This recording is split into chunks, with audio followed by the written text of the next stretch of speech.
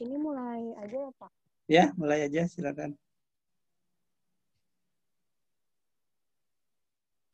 Assalamualaikum warahmatullahi wabarakatuh. Selamat siang, Bapak dan teman-teman. Kami dari kelompok 7 akan mempresentasikan materi mengenai dampak penerapan metode FIFO terhadap kualitas laporan keuangan.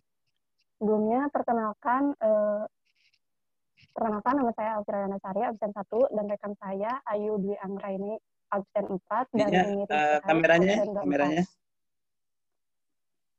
Oh iya,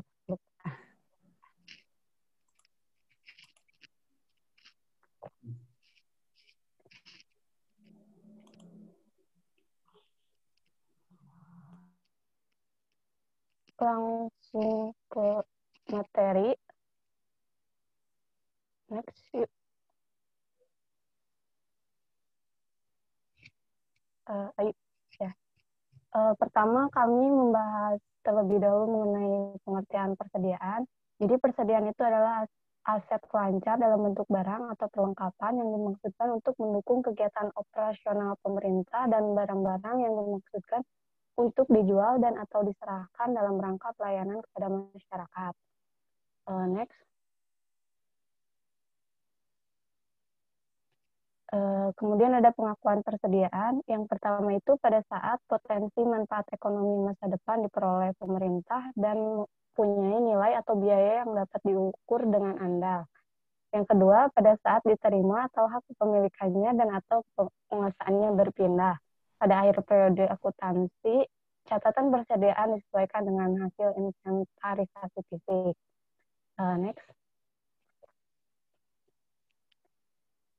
Pengukurannya yang pertama itu persediaan disajikan sebesar biaya perolehan apabila diperoleh dengan pembelian, kemudian harga pokok produksi apabila diperoleh dengan memproduksi sendiri, dan nilai wajar apabila diperoleh dengan cara lainnya seperti donasi atau rampasan. Biaya perolehannya sendiri terdiri dari harga pembelian, kemudian ada biaya pengangkutan, biaya penanganan, dan biaya lainnya yang secara langsung dapat dibebankan pada perolehan persediaan. Kemudian akan dikurangkan juga dengan potongan harga, rabat, dan lainnya. Selanjutnya,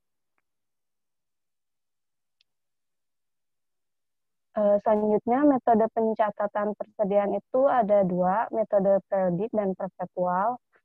Dan untuk yang digunakan oleh pemerintah sendiri menggunakan metode perpetual seperti yang ada di PPT yang di-share sama Bapak. Kemudian slide selanjutnya mengenai penilaian persediaan. Pertama-tama kami membedakan dulu metode penilaian LIFO dan average. Dari kegunaan sendiri, metode LIFO itu ketika barang yang paling akhir masuk, maka itulah yang lebih dahulu dikeluarkan. Kemudian metode average itu barang-barang yang dikeluarkannya dicatat berdasarkan pada harga rata-ratanya. Nah, untuk tujuannya sendiri, LIFO itu untuk memudahkan proses penataan, baik itu memasukkan maupun mengambil barang. Nah, average, jumlah harga pokok produk dalam proses awal ditambah dengan biaya produksinya yang dikeluarkan periode sekarang dibagi dengan unit ekuivalensi produk untuk menghasilkan produk rata-rata yang tertimbang. Jadi average itu lebih mudah kalau misalnya inventarisasi fisiknya itu dalam transaksi yang besar. Selanjutnya akan dijelaskan oleh rekan saya Rumiris. Selanjutnya adalah keuntungan dari LIFO dan average. Adapun keuntungan dari LIFO yang pertama, bisa menghemat pajak ketika inflasi, mudah menandingkan kos sekarang dengan pendapatan sekarang. Kemudian jika harga naik, maka harga barang konservatif. Selanjutnya, laba operasi tidak tercemar oleh untung atau rugi fluktuasi harga. Jika harga berfluktuasi dapat meratakan laba tahunan. Adapun keuntungan dan kelebihan dari Adapun keuntungan dari average itu berada di antara metode FIFO dan LIFO. Jadi setiap terjadinya perubahan jumlah persediaan barang, baik karena pembelian maupun karena adanya penjualan yang dilakukan. Next. Kerugian dari LIFO dan average yang pertama dari LIFO, metode ini lebih rumit, biaya pembukuannya juga lebih mahal, dan laba rugi yang dihasilkan rendah. Adapun kerugian dari average itu sama seperti tadi, berada di antara metode FIFO dan LIFO. Selanjutnya, penilaian persediaan pada laporan keuangan pemerintah. Berdasarkan PSAP nomor 5, persediaan dapat dinilai menggunakan yang pertama itu metode sistematis seperti FIFO atau rata-rata tertimbang. Yang kedua, menggunakan HPT atau harga pembelian terakhir. Apabila setiap persediaan itu nilainya tidak material dan bermacam-macam jenisnya. Yang kedua, kebijakan akuntansi pemerintah sebagaimana tertuang pada PMK nomor 224, PMK 05/2016, pemerintah menetapkan kebijakan penilaian persediaan dengan menggunakan metode FIFO. Namun dalam hal metode FIFO belum dapat diterapkan, pemerintah menggunakan metode HPT. Next.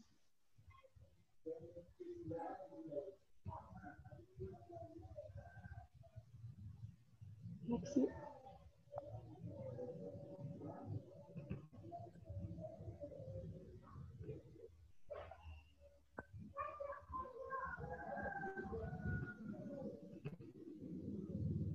Selanjutnya, pengertian dari metode FIFO. Jadi, metode perhitungan persediaan FIFO itu adalah singkatan dari first in, first out, ya, atau pertama masuk dan pertama keluar. Dapat disimpulkan bahwa FIFO ini adalah metode perhitungan terhadap barang persediaan yang baru pertama kali masuk ke perusahaan. Kemudian dalam metode ini, barang yang baru masuk itu dicatat sebagai barang yang akan dijual oleh perusahaan pertama kali. Dan metode ini merupakan metode yang paling simpel. Selanjutnya adalah dasar penggunaan metode FIFO. Jadi metode FIFO ini digunakan atas dasar asumsi bahwa biaya atau kos pembelian produk harus disesuaikan dengan laba atau hasil penjualannya. Nantinya kos atau biaya persediaan produk itu, produk yang masuk terakhir akan dijadikan sebagai patokan biaya barang yang masih tersisa hingga di periode akhir. Selanjutnya akan dilanjutkan oleh teman saya.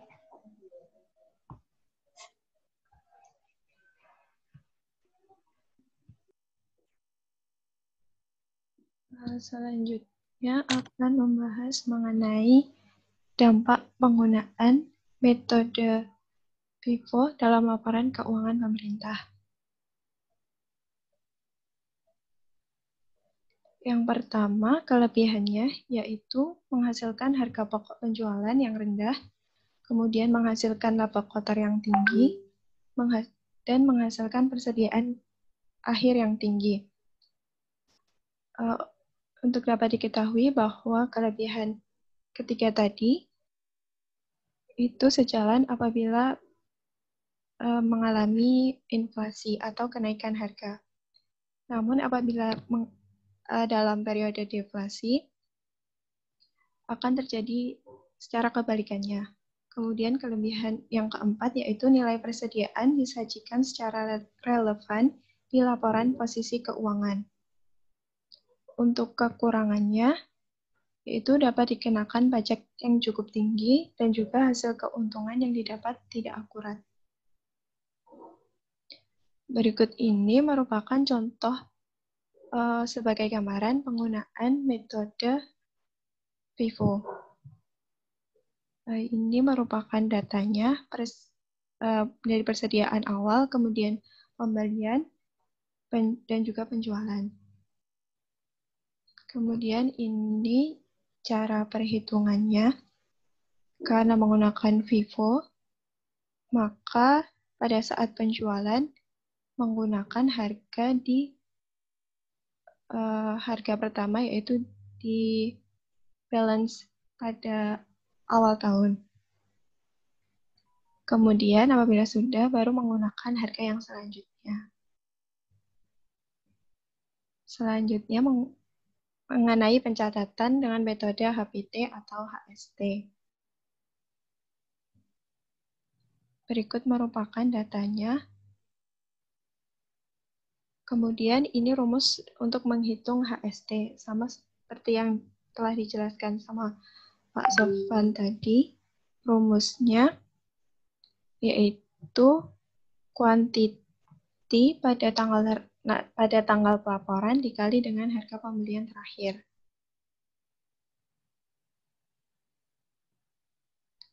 Kemudian ini merupakan contoh jurnal yang dibuat dari transaksinya, yaitu transaksi ini.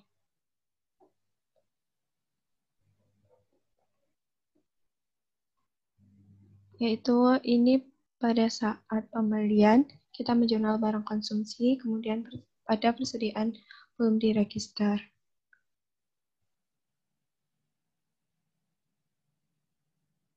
Dan selanjutnya ini merupakan jurnal dari transaksi yang data di awal tadi. Sekian dari kelompok kami. Apakah ada yang ingin ditanyakan atau mungkin ada tambahan dari Pak Sofan?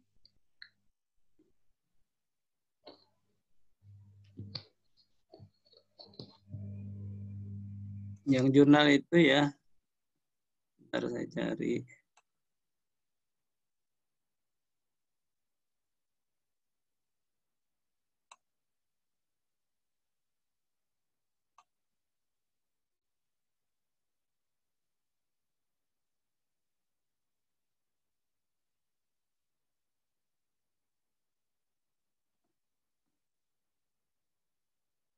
Mana ya?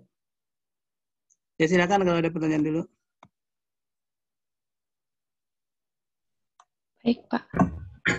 Mungkin dari teman-teman ada yang ingin bertanya. Izin bertanya.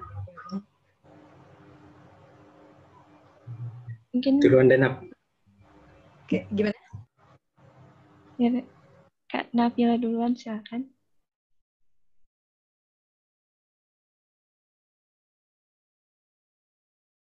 Kalau misalnya kita belum bisa menerapkan FIFO, kita bisa pakai HPT ya, kalau nggak salah. Iya. Iya, HPT ya. Nah, dalam kondisi apa FIFO itu belum bisa diterapkan. Jadi kenapa FIFO itu belum bisa diterapkan, jadi dia malah pakai HPT kayak gitu. Terima kasih. Pertanyaan selanjutnya. Ya, izin bertanya.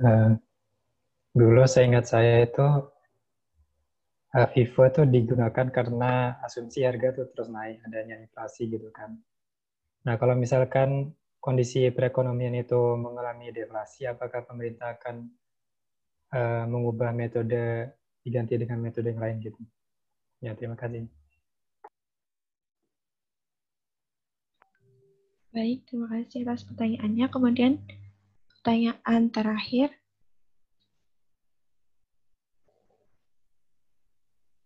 Izin bertanya. Oke, silakan. Oh, maaf Pak, ganti background dulu.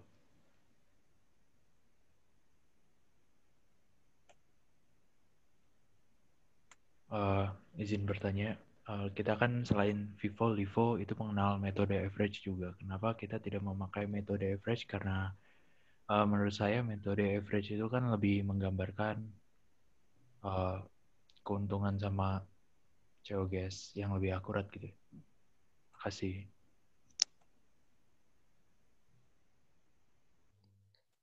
Terima kasih atas pertanyaan ya teman-teman.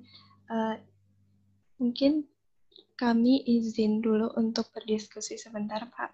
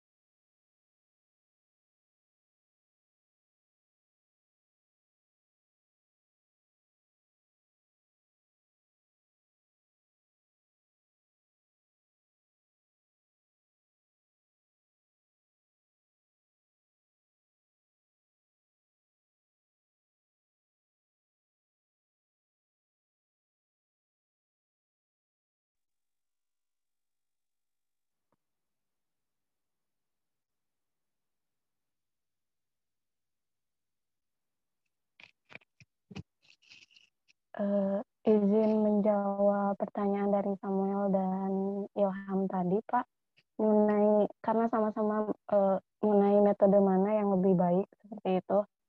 Jadi kalau menurut diskusi kami sendiri, kalau mana metode yang lebih baik itu tergantung perusahaan atau pemerintahnya dia mau pakai metode FIFO atau average. Nah, karena tujuan perusahaan itu beda-beda. Terus misalnya contoh si perusahaan itu pengen labanya itu tinggi, maka metode yang paling baik itu mungkin menggunakan FIFO karena di FIFO sendiri keuntungannya itu laba yang diperolehnya itu tinggi. Kemudian harga semisal perusahaan ingin harga HPP-nya itu rendah, maka menggunakan FIFO. Tapi kan misal dari keuntungan labanya tinggi itu ada kerugiannya, dia pajaknya itu lebih besar yang dibayar ke pemerintah. Nah, terus kenapa kita nggak pakai metode average?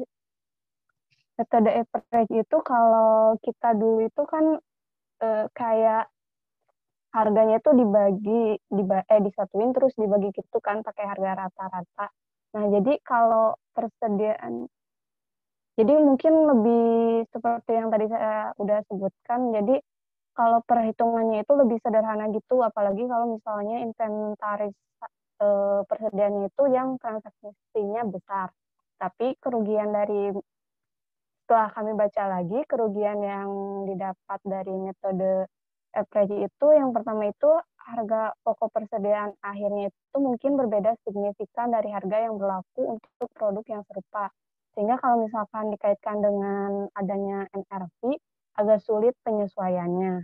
Terus yang kedua itu perhitungan biaya rata-ratanya itu kan kalau kita pernah ngitung dulu, kalau average itu desimalnya agak panjang kan.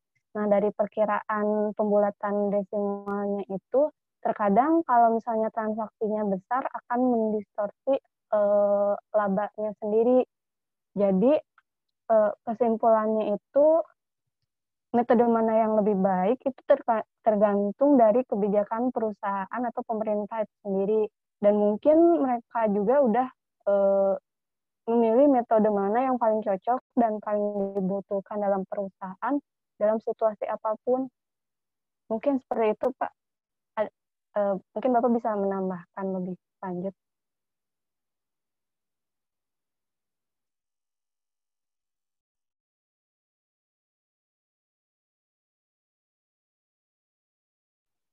Sorry, intinya mati. Ini apa namanya? Kalau di pemerintahan ini, kalau melihat yang dipakai ya, kan tadi saya sampaikan metode yang digunakan itu kan bukan FIFO, bukan average ya. Meskipun FIFO kenal ya, diakui bisa digunakan juga, tapi pelaksanaannya saat ini belum bisa ya, di aplikasinya belum mengakomodasi gitu. Nah, yang harga satuan terakhir itu yang paling gampang tadi saya sampaikan, kuantitas persediaan itu kan sama lah ya dengan tidak ada metodenya. Artinya kuantitas itu ya kalau tidak dijual ya jadi persediaan kan. Kalau kuantitas itu ya cuma begitu saja, tidak ada masalah menentukannya, tidak ada beda-beda cara. Nah, tinggal berapa dikali berapa gitu ya. Nilai, karena kan pembeliannya itu kalau sekali saja kan gampang. Nah, masalahnya selama setahun pembelian itu kan bisa beda-beda waktunya dan harganya juga beda-beda saat dibeli. Nah, kalau akuntansi keuangan umum biasa itu mengenal FIFO-LIFO ya, karena mereka ingin memperoleh data yang paling akurat. Itu kenapa? Karena nanti itu menjadi dasar untuk menentukan harga jual. Harga jual itu kalau kita kan biasanya dilihat dari harga pokoknya ya. Kalau harga pokoknya salah, harga jualnya juga jadi tidak tepat juga ya. Misalnya harga pokok kita 75. Nah, berarti kita ingin dapat 10% ya, ditambah 7,5 misalnya. berarti kita jual 82,5. Nah, ternyata orang lain ada menjual bukan 82,5, dia bisa 80. Ya. Tapi ternyata labanya juga sama saja dengan kita.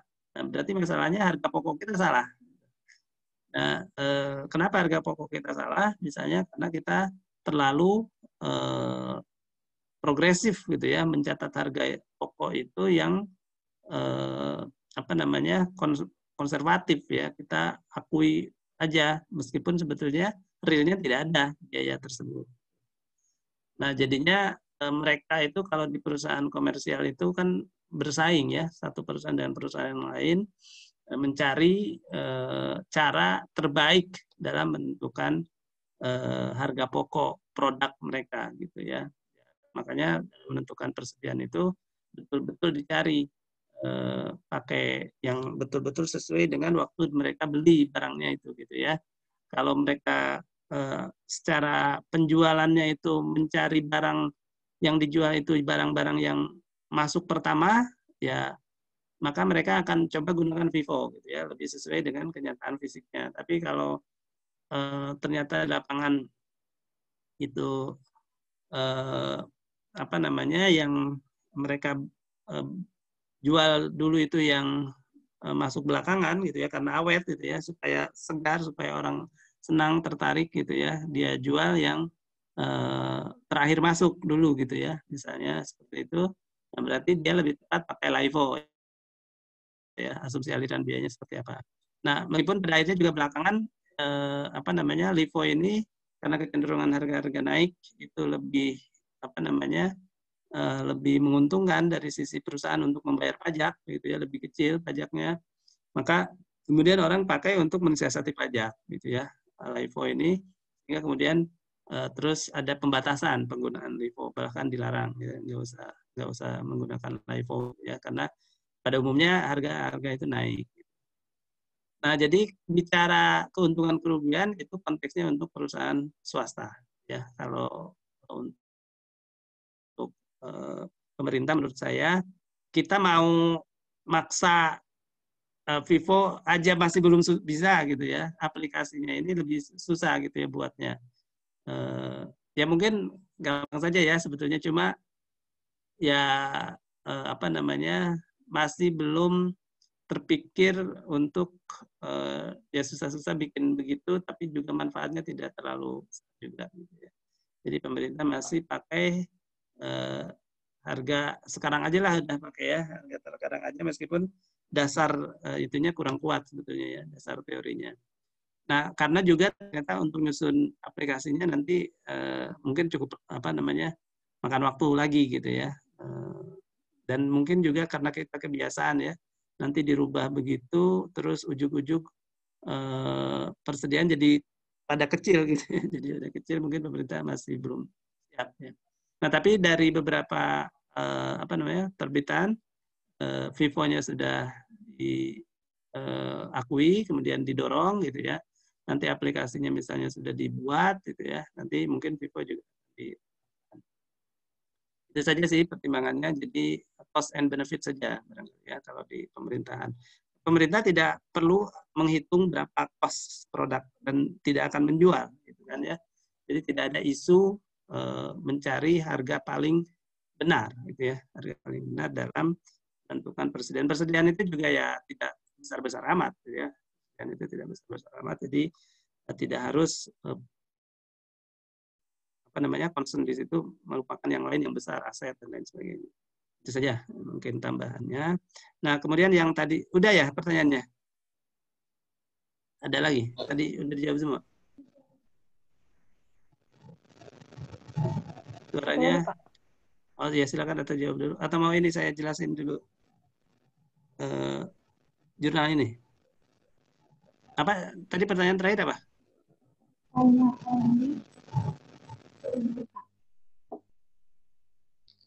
Pertanyaannya, dalam kondisi apa metode FIFO belum bisa diterapkan? Oh ya, itu sekalian aja ya. Karena aplikasinya belum dibuat aja gitu ya. Aplikasinya yang ada sementara ini dicari yang mudah, yaitu kalau nyari harga terakhir kan gampang gitu ya. dibandingkan 100 unit itu dicari pembeliannya yang terakhir itu berapa unit, 20, sisanya ke pembelian sebelum pembelian terakhir gitu kan, berapa itu kan apa namanya, komputer harus berpikir dulu, harus dibikinkan programnya dulu. Itu ya masalahnya, jadi pragmatis saja, kemudahan ya. Nah, baiknya saya ke sini nih.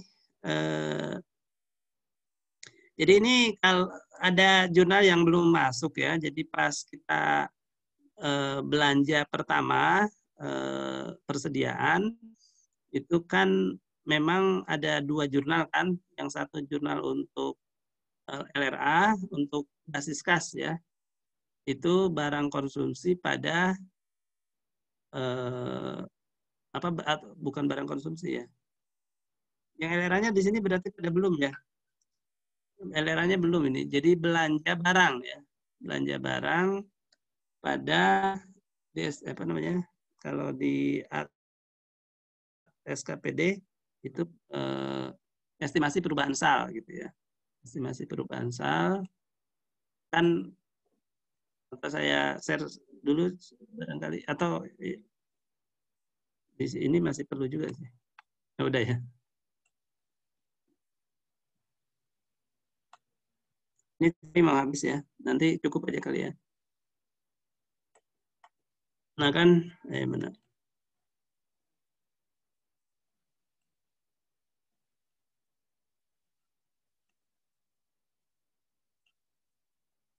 Jadi kalau di ini deh, di pemerintah daerah kan waktu kita buat anggarannya jurnalnya seperti ini: estimasi pendapatan, estimasi perubahan sal, apropriasi belanja. Jadi pendapatan itu kan kredit ya, kalau realisasi terima kas, kredit pendapatan gitu ya. Belanja itu kan debit ya, bayar kas, kredit, belanja debit ya kan. Jadi belanja pada kas gitu. Kalau pendapatan kas pada pendapatan. Nah, kalau jurnal anggaran kita buatkan supaya nanti pendapatan itu ada lawannya, yang pendapatan nanti akan dikredit, kita buat estimasi pendapatan karena ini kan sekali jurnal di awal tahun pada saat terima anggaran ya. Kita sebut namanya estimasi pendapatan debit itu ya. Kemudian yang belanja karena nanti belanja itu akan didebet ya, berarti kita siapkan total anggarannya adalah apropriasi belanja berapa. Nah, pendapatan kurang belanja surplus ya. Itu kita buat estimasi perubahan sal. Nah, ini hanya ada di laporan realisasi anggaran nantinya ya. Jadi untuk buku besar kas. Buku ya untuk pembukuan berbasis kas. Nah, ini anggarannya. Nanti pada saat kita lakukan belanja di buku apa namanya, berbasis kas, itu kalau belanja pegawai, ini kalau belanja barang nih kan, beban barang dan jasa kas di bendara pengeluaran gitu ya. Atau kalau beban barang dan jasanya itu adalah untuk persediaan, nah ini nanti masuknya ke beban persediaan. Terus kas di bendara pengeluaran. Ya. Beban persediaan, debitnya kas di bendara pengeluaran. Ini kas di bendara pengeluaran karena pakai UP.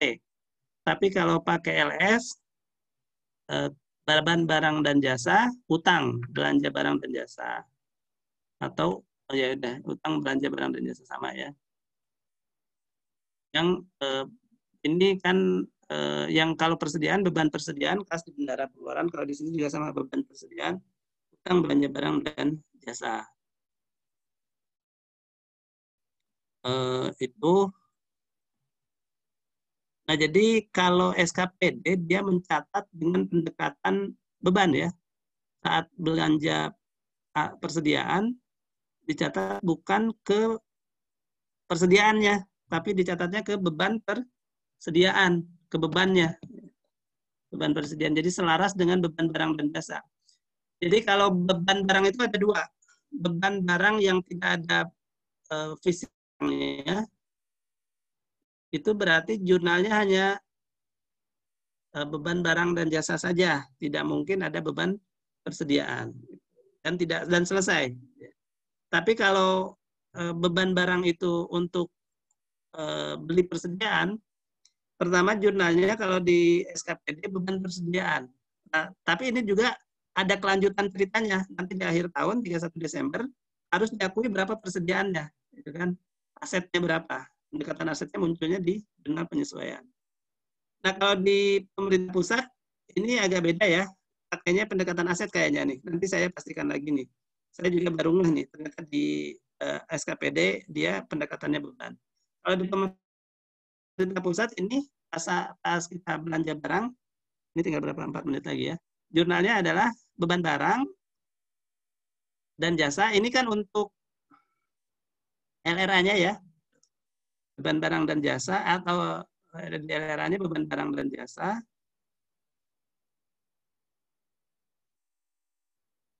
Kemudian di LO-nya nanti bukan beban persediaan, tapi persediaan, gitu ya, persediaan diakui dengan pendekatan aset.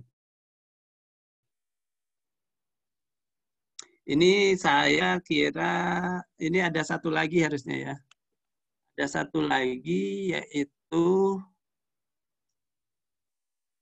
untuk belanja barang menggunakan uang persediaan yang tanpa fisik ya. Yang kedua yang bahan barang yang ada fisiknya jadi persediaan gitu ya.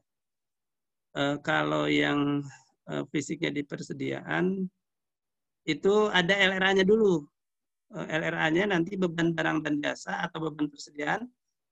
Kreditnya itu bukan kas di bendera pengeluaran, ini LO ya. Kreditnya adalah ke yang LRA-nya ke mana? Ke estimasi ini nih, ke yang tadi. Nah ini estimasi perubahan SAR ya, ke estimasi perubahan SAR. Jadi ini nggak tahu ya, LO-nya di LRA-nya di mana ya?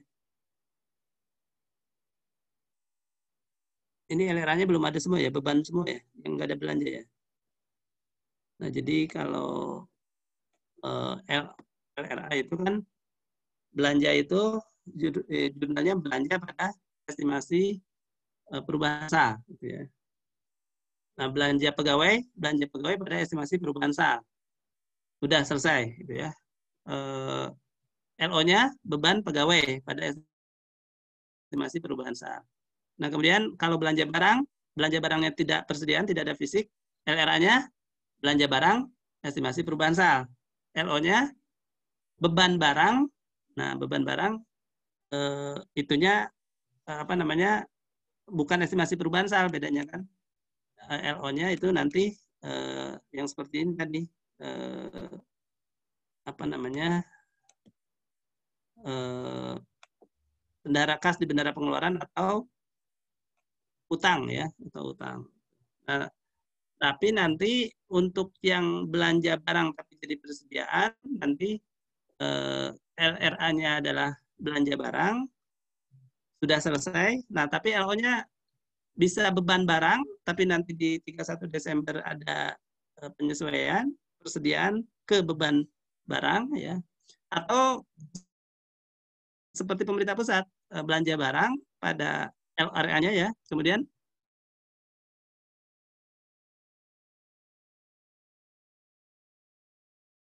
beban barangnya di akhir tahun ya, ada pencatatan. Ini sepertinya persediaan ini seperti belanja modal ya. Belanja modal juga sama kan.